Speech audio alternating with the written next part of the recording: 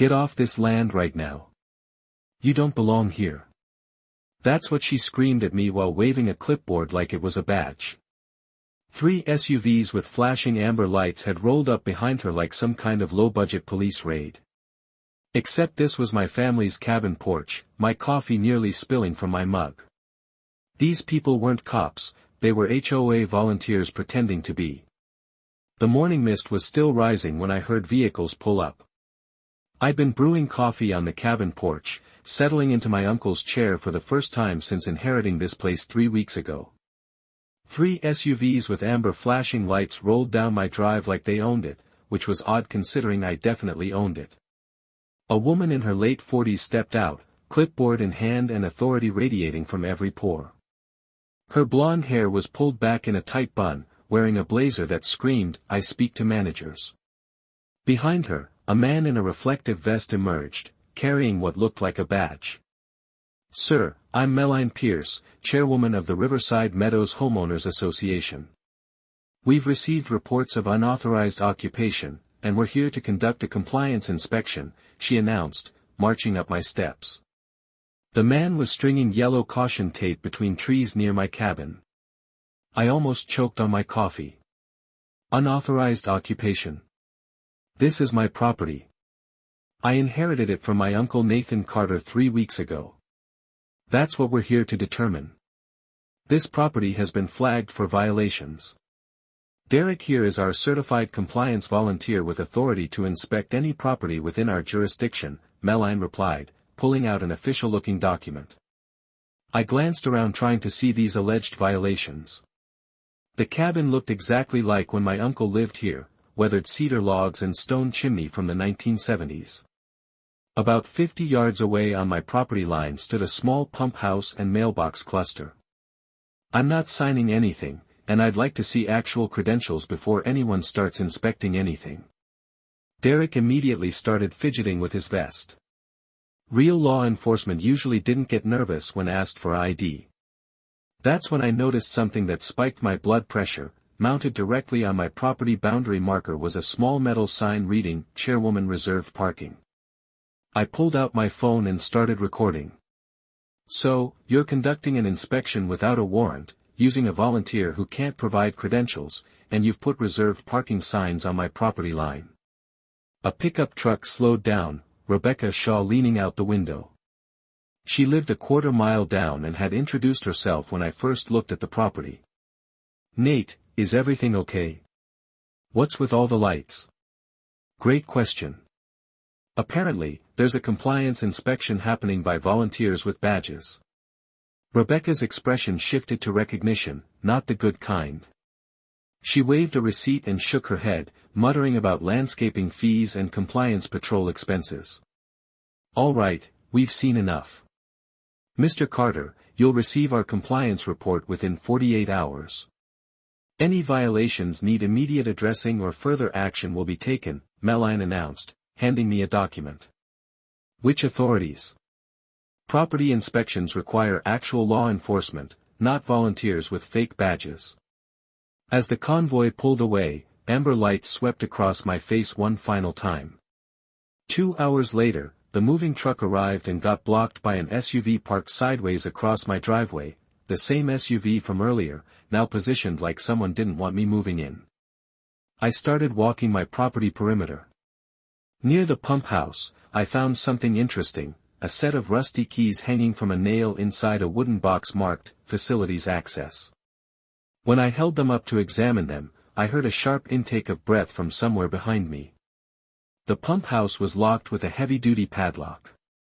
One of the rusty keys fit, and inside I found a filing cabinet secured with a simple lock.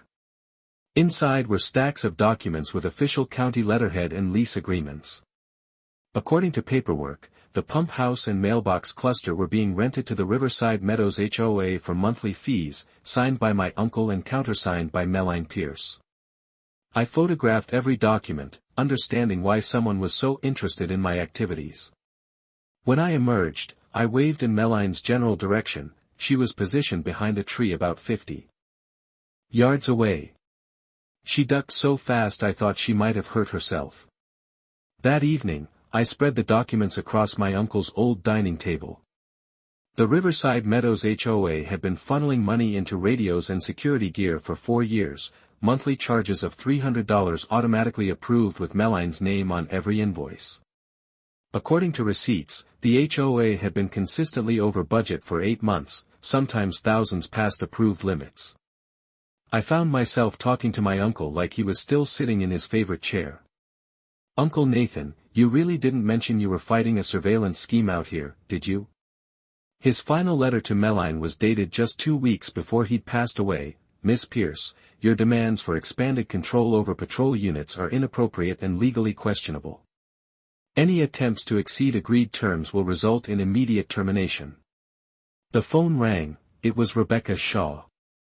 "Nate, I hope you don't mind me calling. I wanted to talk about some financial concerns I've been having about HOA expenditures. I've been tracking expenses as part of my volunteer treasurer duties, and there are line items that don't make sense, like a $2,500 expense for compliance patrol equipment that was never approved by the board." After we hung up, I found one more document, a handwritten note from my uncle: "If anyone tries to claim authority over the patrols, show them the truth. If they try to intimidate you about property rights, call the county sheriff. These people have forgotten the difference between authority and theater." The next afternoon brought an unexpected opportunity. Rebecca had called to say there was an impromptu community gathering at the mailbox cluster to discuss recent security concerns. Perfect. Instead of avoiding the conversation, I decided to walk right into it. When I arrived, about 15 residents had gathered around the mailbox area, which was ironic since they were having a community meeting on my rented property to discuss problems with me. "Please don't stop on my account," I said, settling onto the bench that was literally installed on my property. "I'm always interested in hearing about community concerns, especially when they involve my land." Rebecca spoke up from the back of the group. "What specific responsibilities are we talking about, Meline? I've been reviewing our HOA documents and I'm not finding clear guidelines about property inspections or compliance patrols." A woman standing near Derek looked confused. "Wait, Derek isn't officially certified for property inspections? I thought that's why we were paying for compliance patrol services." "Paying for what services?" another resident asked. "That wasn't in the budget we approved." Rebecca pulled out a folder. "Meline, I've been going through the expense reports and I'm seeing charges for equipment and services that were never approved by the board. Can you explain a $2,500 expense for compliance patrol equipment?" The group went very quiet. $2,500 was real money for a small HOA. "Those are necessary operational expenses," Meline replied, but she was clearly scrambling. "We've been able to offset some costs through improved facility management revenue." Facility management revenue. Which facilities would those be? I'm curious how facility management works when the facilities are on private property. Several residents followed my gaze toward the pump house, clearly starting to piece things together. The next morning, I made a phone call that was going to change everything. Deputy Mark Lewis with the County Sheriff's Office specialized in rural property disputes and unauthorized enforcement activities. He agreed to stop by that afternoon. By 1:30, I positioned myself near the pump house with clipboard and measuring tape. Within 15 minutes, Derek's SUV pulled into the meadow, followed by Meline and another volunteer with portable radio equipment. Deputy Lewis arrived precisely at 2 o'clock in a marked county sheriff's vehicle. As we approached the pump house, Derek and his backup were setting up a mobile command post with folding tables and flashing amber strobes. "Sir, you need to stop and submit to a compliance review," Derek called out, approaching with badge displayed. "This area is under HOA jurisdiction." Deputy Lewis stepped forward and Derek's entire demeanor changed instantly. "I'm Deputy Lewis with the County Sheriff's Office. Can I see your credentials for conducting property inspections?" Derek's hand moved toward his badge, then stopped. "I'm a certified compliance volunteer with the Riverside Meadows HOA. We have jurisdiction over community safety inspections in this area." "What agency issued this certification?" Can you provide documentation showing HOA authority for law enforcement activities? Deputy Lewis asked, examining Derek's obviously fake badge. Rebecca spoke up. Actually, Deputy Lewis, according to our HOA financial records, we've been charged over $4,000 for surveillance gear and services never approved by the board. Mr. Derek, Deputy Lewis said formally, I need to inform you that impersonating law enforcement is a serious criminal offense.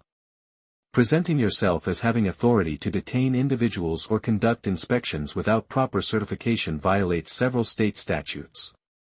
Derek had gone very pale and was looking at Meline like she might explain how he'd ended up in this situation.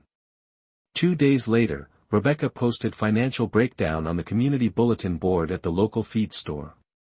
The numbers were damning, over $6,000 in unauthorized HOA spending over 8 months, including compliance patrol equipment, volunteer certification programs that didn't exist, and facility management fees for property the HOA didn't own. That afternoon, I served official notice of financial misconduct to the HOA offices. The terms were straightforward: 3 days to provide missing receipts, remove all unauthorized personnel and equipment from the property, and provide written explanation for compliance patrol activities that violated board rules. Meline called that evening, and the conversation was unlike anything I'd expected. Gone was the aggressive authority figure who had staged compliance theater in my driveway. Nate, we need to talk about resolving this situation. The truth is we're in financial trouble. The HOA has been operating at a deficit for months, and I've been trying to find ways to reduce expenses and increase revenue. When your uncle died, I thought maybe we could claim those programs and stop paying dues. So Derek and the surveillance operation, you created a fake compliance program to cover deficits in community accounts. The silence was answer enough. I never meant for it to go this far. Derek got carried away with the authority aspect and I couldn't control him without admitting the whole program was unauthorized. The 3-day lease violation period expired on Thursday morning. By 9 o'clock, most of the community had gathered near the mailbox cluster to witness what everyone knew was coming. Deputy Lewis arrived first, followed by Rebecca with documentation and Grant with his recording equipment. What you need to understand is that the patrol program and mailbox operations have never been legitimate HOA projects. They're located on my private land and have been disguised as community property for 4 years, I announced, holding up audio device. Meline Pierce has been collecting facility management fees while charging residents for fake enforcement. The community reaction was immediate and unmistakably angry. Residents who had been paying increased fees for compliance patrol discovered they'd been funding sham operations. I removed the Chairwoman Reserved sign from my property marker, revealing a second sign underneath that read, Visitor Parking Only. My uncle had installed the visitor sign as permanent designation, and Meline had simply mounted her sign over it without permission. The notice period has expired, I announced formally. Effective immediately, the compliance scheme and facility access claimed by the Riverside Meadows HOA are terminated. All equipment, signage, and personnel must be removed from my land within 24 hours. Rebecca stepped forward. I'm calling for emergency HOA board meeting to address financial mismanagement and to remove Meline Pierce from all leadership positions. We also need to discuss restitution for unauthorized spending and potential criminal referrals for fraud. Deputy Lewis confirmed the authority transfer. Mr. Carter has full legal authority to terminate this arrangement and remove all HOA equipment from his property. The Compliance Patrol program is officially disbanded.